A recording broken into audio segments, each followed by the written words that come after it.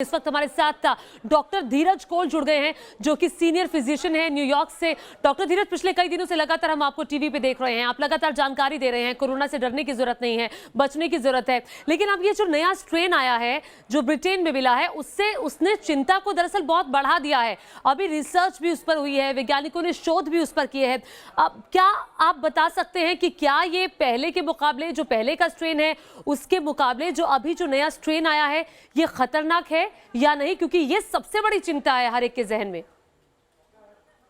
नमस्कार, thank you for having me on the show.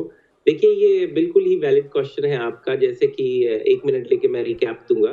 पहला जो स्ट्रेन हमारे पास वुहान से आया था वो एल स्ट्रेन था दिसंबर 2019।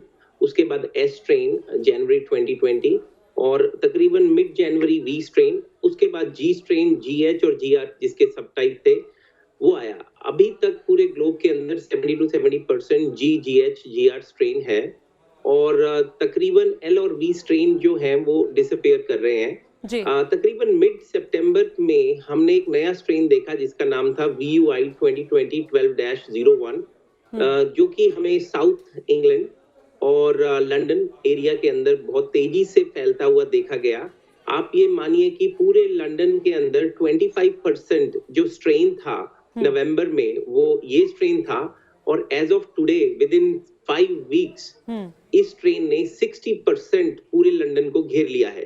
मतलब जितने भी लंदन में केसेस मिल रहे हैं 60% इस स्ट्रेन के हैं। 5 हफ्ते के अंदर 25% से 60% हो गया। और दूसरे देशों में भी ये स्ट्रेन पाया गया जो डेनमार्क, हॉलैंड और ऑस्ट्रेलिया है। और साउथ अफ्रीका के अंदर इस स्ट्रेन से मिलता जुलता एक और स्ट्रेन पाया गया है नया। और देखिए, आप सबको जानना जरूरी है, जब भी वायरस मल्टीप्लाई होते हैं जेनेटिक मेकअप कॉपी होता है और ये स्वाभाविक है कि कुछ चेंजेस वायरस के अंदर आएंगे।